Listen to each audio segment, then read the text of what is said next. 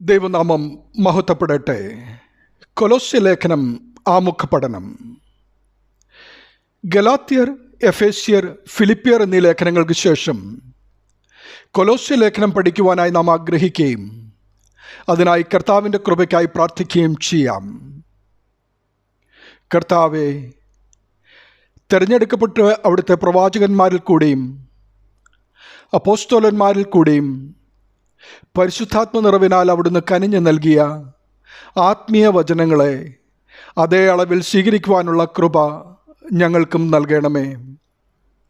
പൗലോസ് സംസാരിച്ച് ശ്രദ്ധിക്കേണ്ടതിന് കർത്താവ് ലുദിയയുടെ ഹൃദയം തുറന്നതുപോലെ ഞങ്ങളും ലുദിയയെ പോലെ ദൈവഭക്തരായിരിക്കുവാനും ഞങ്ങളുടെ ഹൃദയവും തുറക്കപ്പെട്ട് വചനത്തിൻ്റെ മർമ്മം പൂർണ്ണമായി ഗ്രഹിക്കുവാനും, പ്രത്യേകിച്ച് ക്രിസ്തുവിൽ കേന്ദ്രീകരിച്ചിട്ടുള്ള ഈ ഗ്രന്ഥത്തിലൂടെ ക്രിസ്തുവിൽ വേരൂന്നി ജീവിക്കുവാനും ആവശ്യമായ രൂപാന്തരവും കൃപയും ലഭിക്കുവാനുമായി ഞങ്ങൾ അവിടുത്തോട് അപേക്ഷിക്കുന്നു.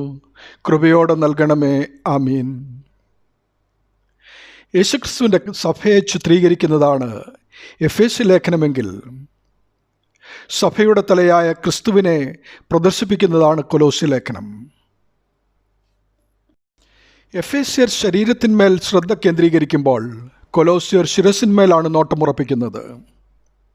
ചെറിയൊരു ഗ്രന്ഥമായ കൊലോസ്യ ലേഖനത്തിൻ്റെ പൂർവാർത്ഥം, അതായത് അധ്യായം 1ഉം 2ഉം ഉപദേശപരവും ഉത്തരാർത്ഥം പ്രായോഗിക ജീവിതവുമാണ് അധ്യായം 3ഉം 4ഉം. ക്രിസ്തുവിനെ സകലത്തിന് മുമ്പനാക്കി കാണിക്കുകയാണിതിൽ പൗലോസിൻ്റെ ലക്ഷ്യമെങ്കിൽ ഒരു ക്രിസ്ത്യാനിയുടെ ജീവിതം ആ സത്യത്തെ തെളിയിച്ച് കാണിക്കേണ്ട വിധമായിരിക്കണമെന്ന് ഇത് നമ്മെ ഓർമ്മിപ്പിക്കുന്നു. അതെ, വിശ്വാസികൾ ക്രിസ്തുവിൽ വേരൂന്നി ജീവിക്കുന്നവരും ക്രിസ്തുവിൽ തന്നെ മറഞ്ഞിരിക്കുന്നവരും ആ കർത്താവിൽ പരിപൂർണത പ്രാപിക്കേണ്ടവരുമാണ്. അതല്ലാതെ ജീവിതം നിരർത്ഥകമാണ്. കൊലോസ്യയിലെ വിശ്വാസികൾക്കാണ് താൻ ഈ കത്തെഴുതുന്നതെന്ന് 1-ഉം 2ഉം വാക്യങ്ങളിൽ പൗലോസ് ശ്ലീഹ പറയുന്നു. സമീപസ്ഥലമായ ലവദോക്കയിലുള്ളവരും ഈ കത്ത് വായിക്കണമെന്ന് അദ്ദേഹം നിർദ്ദേശിക്കുന്നു. 4-ാം അധ്യായം 16-ാം വാക്യം. ഈ പുസ്തകത്തിൻ്റെ ലേഖനകർത്താവ് കൊലോസ്യ ലേഖനം എഴുതിയത് പൗലോസാണെന്ന് പരമ്പരാഗതമായ തെളിവുകൾ വ്യക്തമാക്കുന്നു. വ്യക്തിപരമായ പരാമർശങ്ങൾ, എഫേസ്യ ലേഖനത്തോടുള്ള സമാന്തരത്വം എന്നിവയിലൂടെ ഇവ ഉറപ്പിക്കാം. ഐറോനിയസ് ഇതിനെ കാനോനിക പുസ്തകമായി അംഗീകരിച്ചു. മൊറട്ടോറിയൻ കാനോനിലും മാർക്കിയാൻ്റെ വേദപുസ്തക പട്ടികയിൽ 2-ാം നൂറ്റാണ്ട് മുതൽ തന്നെയും പൗലോസ് അപ്പോസ്തലൻ്റെ ലേഖനമായി ഉൾപ്പെട്ടിരുന്നു.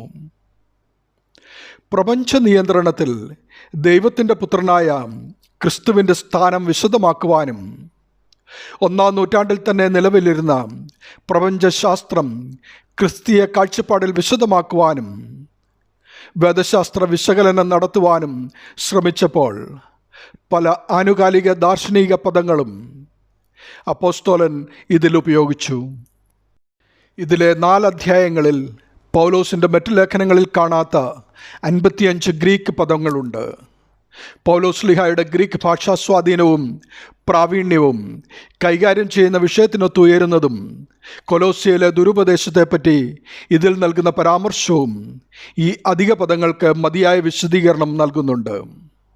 കൊലോസ്യരിൽ ക്രിസ്തുവിനെ പറ്റിയുള്ള ചിന്തയെ 1-ാം അധ്യായം 15 മുതൽ 23 വരെയും യോഹന്നാൻ്റെ സുവിശേഷം 1-ാം അധ്യായം 1 മുതൽ 18 വരെയുള്ള വാക്യങ്ങളിലെ ലോഗോസിനെ പറ്റിയുള്ള ചിന്തയുമായി താരതമ്യപ്പെടുത്താവുന്നതാണ്. ക്രിസ്തുവിനെ ലോകസൃഷ്ടാവായി കാണുന്ന ചിന്തയുടെ ആരംഭം ഫിലിപ്പിയർ 2ൻ്റെ 5 മുതൽ 11 വരെയുള്ള ഭാഗത്ത് സ്ഫുരിക്കുന്നുണ്ട്. ഗ്രന്ഥ വിശകലനം. ബൈബിളിലെ പുസ്തകങ്ങളിൽ വെച്ച് ഏറ്റവും അധികം ക്രിസ്തുവിൽ കേന്ദ്രീകരിച്ചിട്ടുള്ള ഗ്രന്ഥം കൊലോസ്യറാണ്. കൊലോസ്യയിലെ സഭയെ ഭീഷണിപ്പെടുത്തിയിരുന്ന ദുരുപദേശത്തെ ചെറുക്കുന്നതിലേക്കായി ക്രിസ്തുവിൻ്റെ സർവോന്നത മഹത്വത്തെയും അവിടുന്ന് നൽകുന്ന രക്ഷയുടെ സമ്പൂർണ്ണതയും ശക്തമായി പ്രതിപാദിക്കുന്ന ഗ്രന്ഥമാണ് പൗലോസിൻ്റെ കൊലോസ്യ ലേഖനം. ഈ പ്രമാണങ്ങൾക്ക് ദൈനംദിന ജീവിതത്തിൽ ഉണ്ടാകേണ്ട പ്രായോഗികതയെ ലേഖനത്തിൻ്റെ ഉത്തരാർത്ഥം വിശദീകരിക്കുന്നു. എന്തെന്നാൽ ഉപദേശപരമായ സത്യം പ്രായോഗിക ജീവിതത്തിലാണ് അതിൻ്റെ ഫലം കാണിക്കേണ്ടത്. ലേഖനത്തിൻ്റെ 2 മുഖ്യ വിഷയങ്ങൾ ഇവയാണ്. അതിലൊന്നാമത്തേത് ക്രിസ്തുവിൻ്റെ സർവോന്നതമായ സ്ഥാനം, അധ്യായം 1-2. അതിൽ രണ്ടാമത്തേത് ക്രിസ്തുവിന് സകലവും കീഴടങ്ങുക, അധ്യായം 3-4.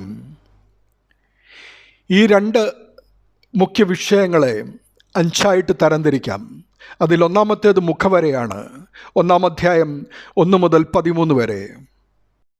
അതിൽ 1-1-2 അഭിവാദനവും, 1-3 മുതൽ 8 വരെയുള്ള ഭാഗങ്ങൾ സ്തോത്രാർപ്പണവും, 1-9 മുതൽ 13 വരെ പ്രാർത്ഥനയുമാണെങ്കിൽ 2-ാം ഭാഗം എന്ന് പറയുന്നത് ക്രിസ്തുശാസ്ത്രമാണ്.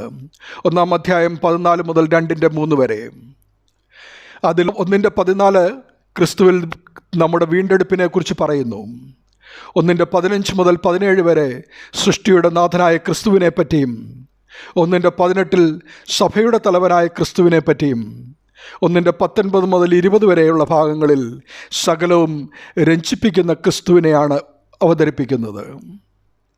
1-21 മുതൽ 23 വരെയുള്ള ഭാഗങ്ങളിൽ കൊലോസ്യരെ വിശ്വാസ സ്ഥിരതയിലാക്കുന്ന ക്രിസ്തുവിനെ നാം കാണുന്നുവെങ്കിൽ 1-24 മുതൽ 2-3 വരെയുള്ള ഭാഗത്ത് വെളിപ്പാടിൻ്റെ ശുശ്രൂഷകനായിട്ടാണ് ക്രിസ്തുവിനെ അവതരിപ്പിക്കുന്നത്.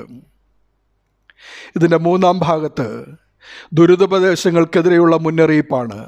2-ാം അധ്യായം 4 മുതൽ 3-ാം അധ്യായം 4 വരെ. അതിൽ വിശ്വാസത്തിൽ സ്ഥിരപ്പെടുക എന്നുള്ളത് 2-ാം അധ്യായം 4 മുതൽ 7 വരെയും, ക്രിസ്തു നമ്മുടെ സമ്പൂർണ്ണതയാണെന്ന് 2-ാം അധ്യായം 8 മുതൽ 15 വരെയും, ക്രിസ്തുവിലുള്ള സ്വാതന്ത്ര്യത്തെപ്പറ്റി 2-16 മുതൽ 3-4 വരെയും രേഖപ്പെടുത്തിയിരിക്കുന്നു. 3-ാം അധ്യായം 5 മുതൽ 4-6 വരെയുള്ള ഭാഗത്ത് ക്രിസ്തീയ ജീവിതശൈലിയാണ് കൊടുത്തിരിക്കുന്നത്.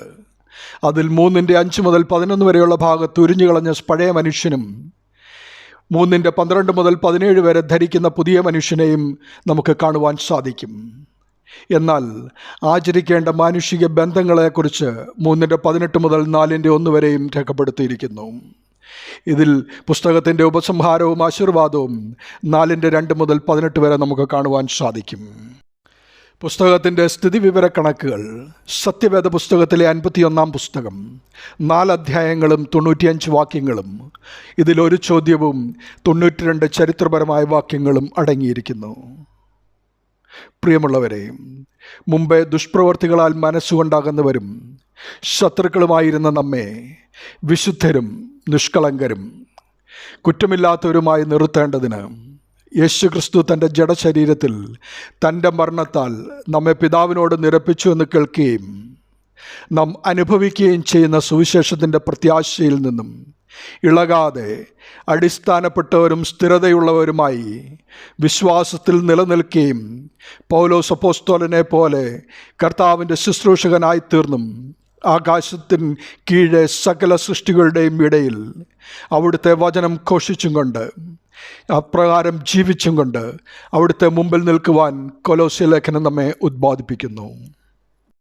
നാം അങ്ങനെ തന്നെ നിന്നുകൊണ്ടാൽ നന്ന്.